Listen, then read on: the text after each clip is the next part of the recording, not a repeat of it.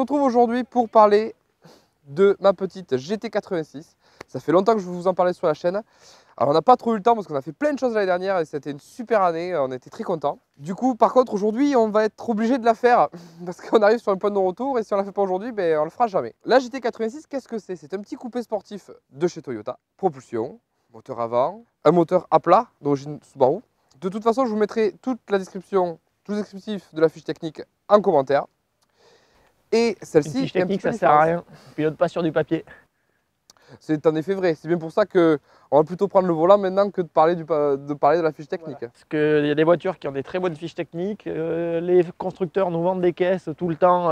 C'est la mieux que la mienne parce que c'est la mieux que la mienne, pour ça veut rien dire. Oui. C'est la mieux que celle de l'autre parce qu'elle a plus de chevaux, machin. C'est la course aux chevaux. Et ça, c'est pas intéressant sur une caisse. L'idée, c'est qu'on va vous faire du coup un petit descriptif de ce que c'est que rouler avec la GT86, qu'est-ce que c'est que vivre tous les jours avec une GT86 aussi, parce que je l'ai depuis maintenant un an, presque deux, et j'ai fait 35 000 km avec, donc je pense que je suis en mesure de vous donner les clés de pourquoi il faut acheter cette voiture et pourquoi c'est la meilleure voiture de la planète. Non, non. Si. Non. Il faut dire aussi pourquoi il ne faut pas l'acheter et pourquoi au ce même prix, il y a beaucoup de caisses qui sont intéressantes aussi. C'est pas vrai. Si, c'est vrai. Il n'y a aucune caisse aussi intéressante. Si. Non. Si. Non, non. Si. Eh bien écoute, pourquoi alors tu la changes? Et pourquoi il faut le faire maintenant? ferme ta gueule et monte dans la caisse, on part.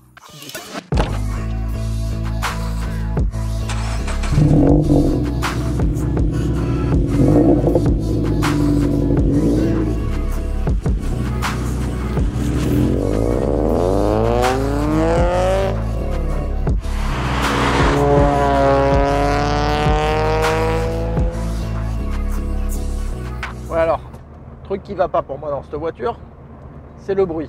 Elle fait beaucoup trop de bruit. C'est pas vrai. Si, elle fait beaucoup. Voilà. C'est pas vrai. Elle fait beaucoup trop de bruit. C'est pas vrai. C'est pas vrai.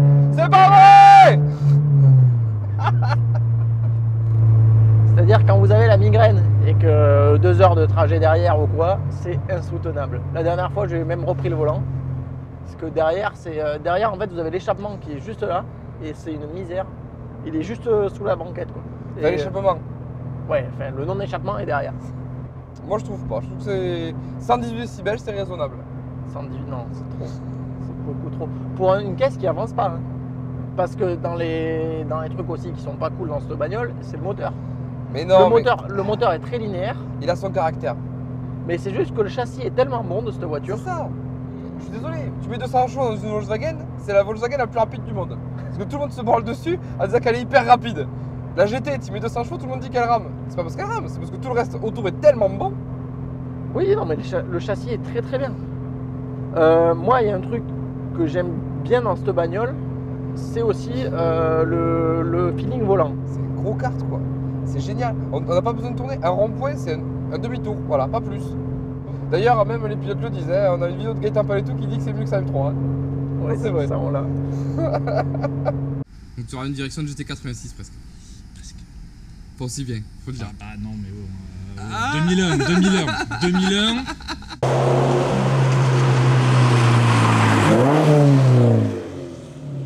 Ah là dans le miroir, ah, ça c'est cool, ça c'est cool. C'est ça qu'on veut. Parce que t'as beau dire, la caisse elle est magnifique.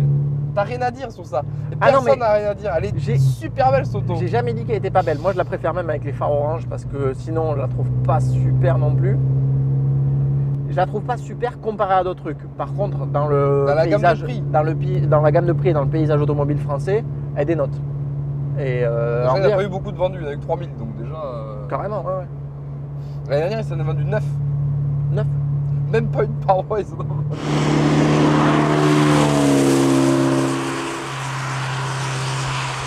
L'embrayage, on peut en parler? L'embrayage, par contre, là, je suis tout à fait d'accord avec toi. C'est rare que je sois d'accord avec toi, mais c'est vrai. L'embrayage, il est catastrophique parce que, en fait, il y a une course à la con, il n'y a pas de feeling de pédale en fait. La pédale est très molle, donc c'est pratique pour rouler tous les jours en fait. Par rapport à cette pièce de sport où la pédale est méga dure, c'est pratique. Sauf que la course, en fait, elle est un peu bizarre et le manque de couple du moteur fait que, en général, quand on connaît pas la caisse, on cale. Hein. Ouais, même si on a l'habitude de rouler avec des caisses, même si. Ouais, c'est vraiment spécial. Moi, un petit peu comme sur la MX-5 NC. C'est un petit peu le même feeling. Ouais, carrément. Qui est bizarre. Dans les trucs aussi pas cool, on parlait du moteur tout à l'heure. Les modes à faire sur le moteur pour qu'il devienne Ouais, parce que de moins base, pire. ils ont le. Moins pire, c'est salaud. C'est salaud. Ben, c'est moins pire. Hein, Ouais, enfin, de base, malheureusement, il y a un énorme trou de couple à mi-régime qu'on appelle le torque dip. On a un trou de couple, mais affolant. On est à 115 Nm de mémoire, je crois, à mi-régime. Il faut mettre du coup un décata avec un overpipe, qui est en fait un collecteur d'échappement différent. Vous avez le choix, sur la GT c'est bien, soit vous voulez un son Toyota joli, soit vous voulez un Subaru de merde. Vous avez le choix. Donc ce que j'ai compris, c'est que tu préfères le Toyota. Ouais, Ouais. un peu.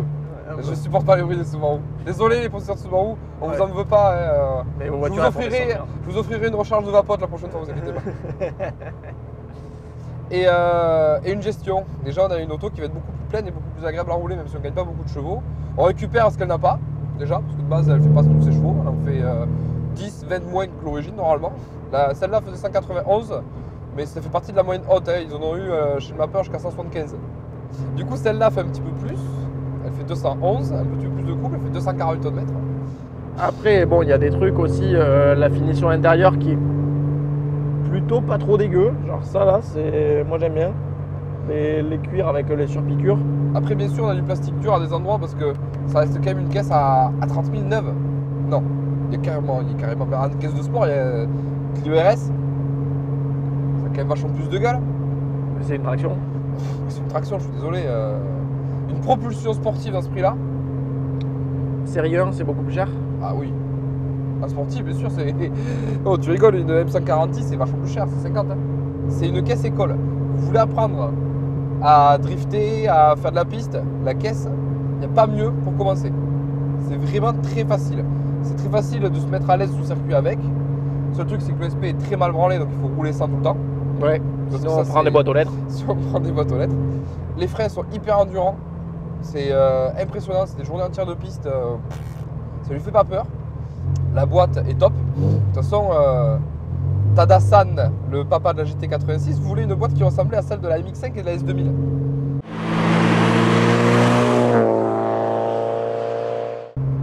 Le cahier des charges de Toyota, c'était des cotes moteurs à l'ésage course de 86 par 86, obligatoire.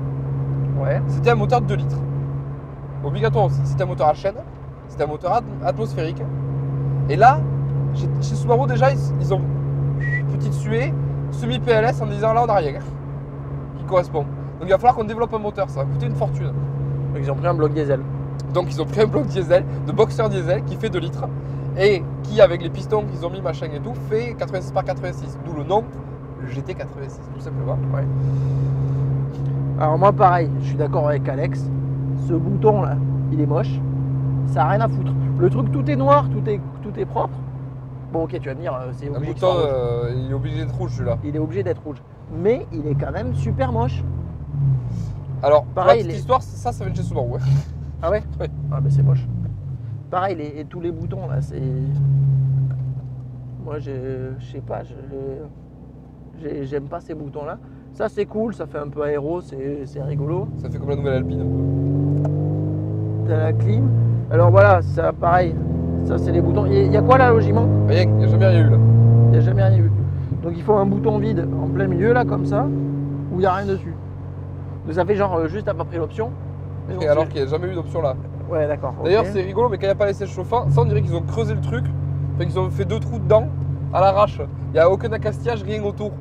On dirait qu'ils ont posé les boutons là un petit peu comme ça venait quoi. De toutes les caisses que j'ai eues, je pense que c'est la meilleure caisse que j'ai eue. Sans hésitation aucune. Même la Porsche. Même la Porsche. En châssis, ça c'est incomparable. On peut dormir dans cette caisse? Oui, Matelas de Fait- personnes. matelas de personnes, ils rentrent dedans. Ça rentre dedans. Et ouais, pareil, on parlait des perfs sur circuit. Ce qui est cool aussi, c'est que sur circuit, vous êtes quand même sur des temps qui sont pas trop dégueulasses quoi. Non, On est, on est un peu plus vite qu'une Clio 2 RS. On est aussi vite qu'une Mégane 2 RS. grosso Clio modo. 3 RS garé par rapport à. Parce qu'il y a un châssis quand même sur les Clio 3 RS. Ouais, il y a un châssis, mais on est quand même sur. Il y a moins de train avant, quoi. En entrée en courbe, la GT, elle est folle, quoi. Le passage en courbe, il est très rapide avec la GT. Le châssis est top.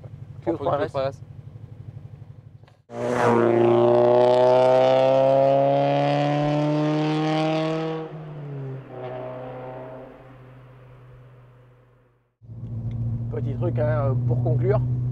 pour conclure. Quand on est 3 dedans, alors voici comment sont mes genoux. C'est-à-dire que là, j'ai mes genoux dans le tableau de bord et Alex derrière, il a pas de place. Voilà. C'est pareil. Et le pire, c'est ça. Voilà. C'est-à-dire que C'est-à-dire, voilà, ça Alors, touche à la tête. Moi, je dirais pas que c'est un inconvénient. Moi, je verrais pas ça comme ça. Je dirais plutôt que le véhicule n'est pas adapté aux Européens. Les Japonais sont plus petits.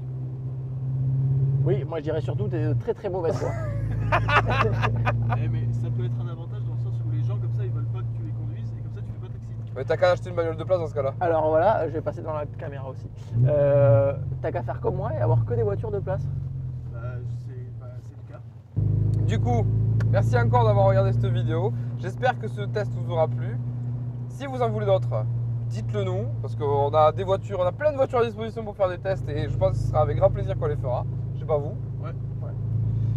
Dans tous les cas, comme d'hab, abonnez-vous, likez, commentez, dites-nous ce que vous en pensez. Parce qu'on fait ça pour nous, parce que ça nous fait vraiment délirer de le faire. Mais on le fait aussi pour vous, pour que ça vous plaise. Sinon, Et si vous avez des idées à la con aussi, on est preneurs. Hein. attention, toute idée à la con sera bienvenue. Hein. C'est ça. Ou des partenariats à la con hein, aussi, hein. On peut faire aussi des trucs assez cool avec des gens. Hein. Ouais, s'il y en a qui veulent filmer leur caisse ou quoi, il n'y a aucun problème. Oui, avec grand plaisir. Attention à toi. Putain, c'est vraiment une porcherie ici. Hein. Et allez vous faire enculer. Comme d'hab.